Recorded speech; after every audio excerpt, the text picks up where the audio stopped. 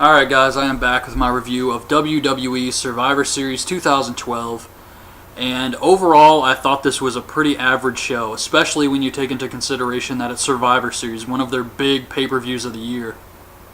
I just felt like it didn't really deliver. The main event was great. I was really impressed by that match. I thought Big Show Sheamus was pretty good. The Survivor Series 5-on-5 tag match with Team Dolph versus Team Foley I thought was pretty good. But those are also the only matches they really built up. And when you ask people to pay $45 or whatever it is for the show, you can't have 3 good matches and a bunch of filler crap just tacked on to the show. So I thought it ended up just being kind of average. The big surprise at the end with the guys attacking, I don't know if that's the best way to debut these new guys, but I guess we'll see what they do with that on Raw. So anyway, starting with the pre-show, Ziggler adds Otunga to the team to replace the injured Cody Rhodes. 3MB, Slater and Jinder Mahal versus Cobra. With help from Drew, Jinder hits a full Nelson Slam on Ryder for the win. This was okay. Matt Striker was in full heel mode though. I don't know what's up with him. I guess he's like a heel announcer guy now. He's growing his mustache and he's talking about how much he hates Zack Ryder. I thought it was kind of strange, but I don't really care either. R-Truth cuts a promo. Little Jimmy, same old crap. Survivor Series starts. We get Lawler, Cole, and JBL on commentary for the show. And a bonus 5-on-5 Survivor Series match. Brodus Clay, Tyson Kidd, Justin Gabriel, Mysterio, and Sin Cara versus Primo and Epico, Primetime Playas, and Tensai. And the first thing I noticed was that Rey Mysterio looks like a big piece of taffy. He's wearing this huge pink suit, and he just looked like taffy out there. It was strange. But Tensai eliminates Brodus with the senton. Gabriel eliminates Tensai with a roll-up. Tyson kicks Titus in the face and rolls him up, eliminating Titus. Tyson eliminates Epico with the sharpshooter. Tyson Kidd was actually like the MVP of this team, I have to say. Primo misses the backstabber and Mysterio rolls him up, eliminating Primo. Mysterio hits the 619 on Darren Young and Sin Cara hits the Swanton. Gabriel hits the Lion Salt. Tyson hits an elbow and Mysterio hits the splash for the win. So I was surprised that the babyfaces just completely dominated the heels in this match.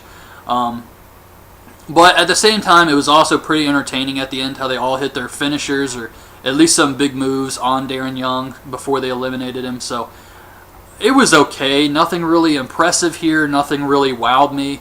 It was something I felt like we would see on SmackDown. So I can't really say this was an amazing match or anything. It was okay, but I mean for Survivor Series, I don't know. Kaitlyn gets attacked by Oksana wearing a blonde wig backstage, but this time she's prepared. She fights her off. We get Eve versus Kaitlyn for the Divas title.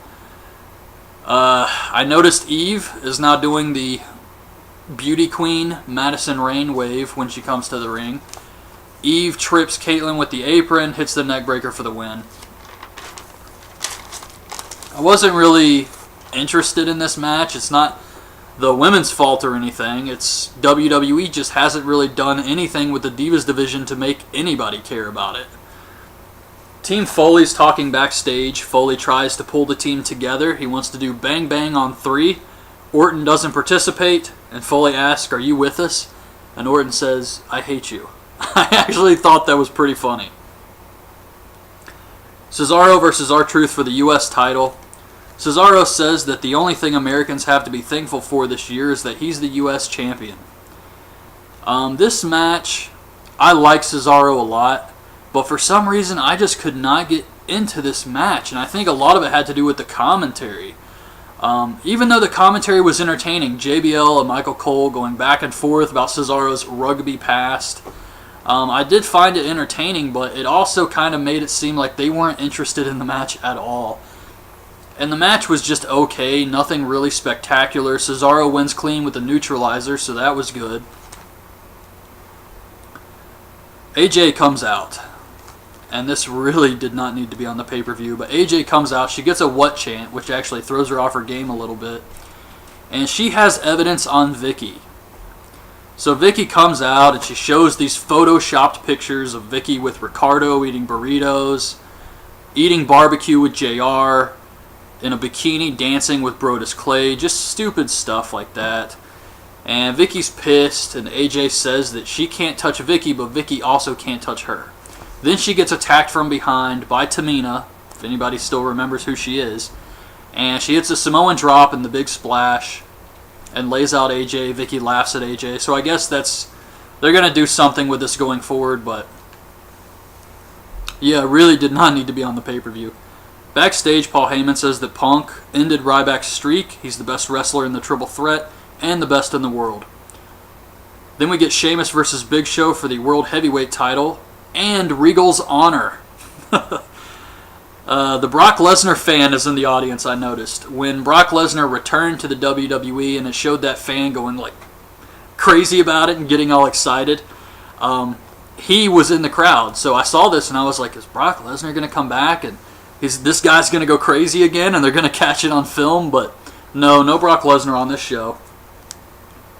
But I did think this was an okay match. Sheamus ties Big Show in the ropes, clubs his chest. Big Show spears Sheamus in midair. Big Show goes to the second rope and Sheamus gets him on his shoulders and drops him down. That was pretty impressive.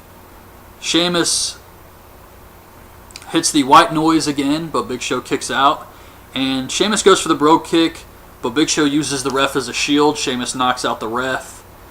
While Sheamus is checking on the ref, Big Show knocks him out. Another ref counts 3. Big Show wins. But then they reverse the decision. Sheamus is the winner. Big Show's disqualified. But who really cares at this point? I mean, no title changes. So Big Show's still the champion, but he lost the match. Afterwards, Sheamus uses a chair to beat the hell out of Big Show. So there's your chair match for the TLC pay-per-view. And there's a woman in the crowd who says, "Ginger Snap, get him." That was good. And then he bro kicks Big Show. Survivor Series match, Team Dolph versus Team Foley. Oh man, I got a lot written down here for this one. Dolph, Sandow, Otunga, Del Rio, and Barrett versus Orton, Team Hell No, Kofi, and Miz. Kofi, at the beginning of this match, gives Otunga a wedgie from hell. And he just kept wrestling with like half his ass hanging out. And I just kept thinking, pull that shit out of your ass, man. But Daniel Bryan also has some new tights. It's a picture of his face and it just says no, no, no. But Kane eliminates Sandow first with a chokeslam. Bryan and Kane start fighting. Kane gets distracted. He gets hit with a zigzag. He gets eliminated. Kofi monkey flips Dolph, and Dolph actually does a flip. I thought that was pretty awesome. Otunga gets eliminated by tapping to the yes lock. Barrett eliminates Kofi with the elbow, or the bull hammer, which is what they're calling it now. Del Rio eliminates Daniel Bryan with the armbar. Miz eliminates Barrett with the skull-crushing finale. Miz misses the running clothesline. Del Rio kicks him in the head, eliminates Miz. Foley knocks out Ricardo with Mr. Sacco. Orton eliminates Del Rio with an RKO. And Dolph hits a zigzag on Orton, but he kicks out. Orton goes to punt Dolph, and Dolph super kicks the shit out of Orton and gets the win. Hell yes was my first reaction. I was so happy Dolph won this match. It was down to Dolph and Orton, and he just super kicked him right in the face and beat him that way. And I was very happy with this. So I'm glad Dolph's team went over here. Then we get the main event, Cena versus Punk versus Ryback for the WWE title. And this was actually a pretty impressive match with these three guys. I like this one a lot. Definitely the best match on the show. Punk gets Cena in the last chancery, which is Austin Aries' submission hold in TNA. And I think he did this because Austin Aries cut that promo about how everybody says they're the best in the world and he's the best in the universe. And I know Punk watches some TNA and stuff like that, and he's tweeted about some of the things they've done in the past. So I thought he kind of did that here just to poke at Austin Aries a little bit. Ryback gets ready to shell shock Punk, but Cena gets Ryback in the STF. and he's got him in the STF with the leg hooked and everything. And then Punk hits an elbow drop off the top, and I was just thinking, my God, Ryback's leg is going to snap off. But no, he ended up being okay. But yeah, anytime a guy has his leg back like that, and then someone else is going to drop all that weight, you just never know if the guy on his back is going to bend and just pull his whole leg out. So yeah, I hate that spot. It just makes me cringe. But Ryback snaps. He tries to shell shock Cena and Punk, but they work together to fight him off. Punk and Cena actually double suplex Ryback through the announce table. So Punk blocks the attitude adjustment with a GTS, but Cena kicks out. Cena hits the attitude adjustment on Punk. Punk kicks out. Ryback shell shocks Punk, but Cena breaks it up. And Ryback shell shocks Cena, but then the Goon squad hits the ring. And when I saw these guys, it reminded me, because they were wearing these black outfits like security guards, and it reminded me of Paul Heyman's little Goon squad security guards from the WWE ECW. But it turns out that it was Ambrose, Scott, Seth Rollins, I don't know, Tyler Black, and some other guy. What was his name? Roman Reigns. So some NXT guys. I don't watch NXT, so I don't know what they're calling them, but these guys hit the ring, and a lot of people have been waiting to see these guys debut for a long time, and I just don't think this was the best way to do that. I'm waiting to see what they do on Raw.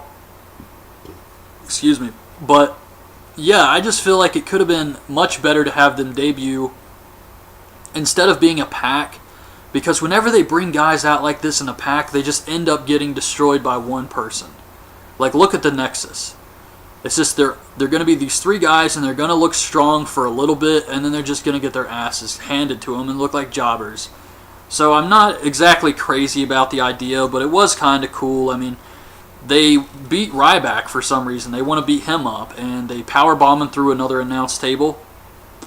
And Punk crawls over to Cena and covers him for the win. So CM Punk is still the champion after all of this. And I did like the match.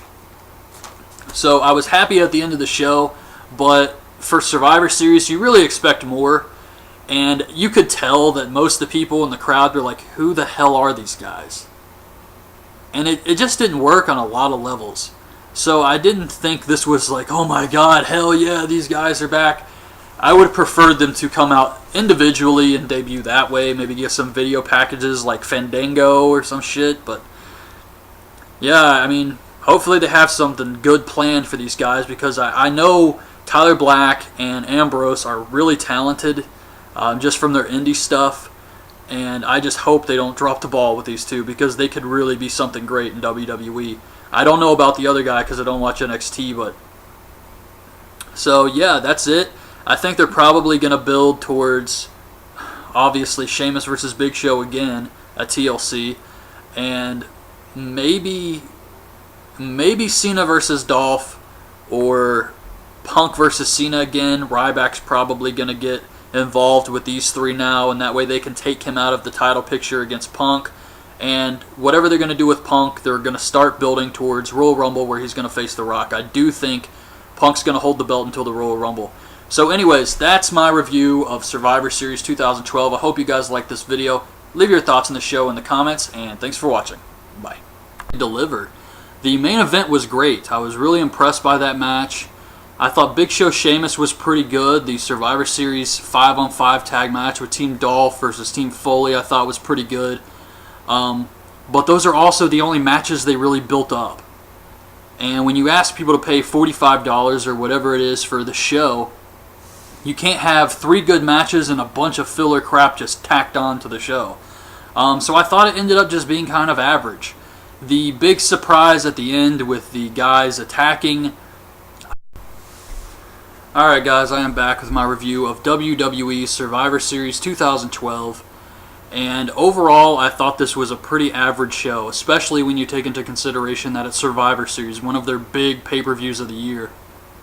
I just felt like it didn't really... I don't know if that's the best way to debut these new guys, but I guess we'll see what they do with that on Raw. So anyways, starting with the pre-show, Ziggler adds Otunga to the team to replace the injured Cody Rhodes. 3MB, Slater and Jinder Mahal versus Cobra. With help from Drew, Jinder hits a full Nelson Slam on Ryder for the win. This was okay. Matt Striker was in full heel mode though. I don't know what's up with him.